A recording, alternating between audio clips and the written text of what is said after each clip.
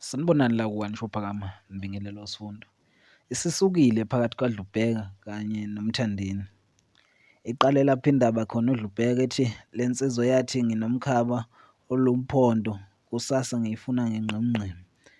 Njengokubonayo mbukeli wethu nje, uDlubheka lapho khona emiseze ekarati, efingqile ethi uyicela impela amangqemngqem ecela uMthandeni. Ibuye isiphendula-ke oyigcwama elisha lithi iyakhula le nsumpa esehlweni isingalichamisa ne-2K. Eyi, okuthusa abantu abaningi-ke mbukeli wethu. Lapho khona-ke uMthandeni ephosta-ke uDlubheka ebhale le nkulumo. Cela nje mbukeli wethu usho umbono wakho nje ngalolu daba.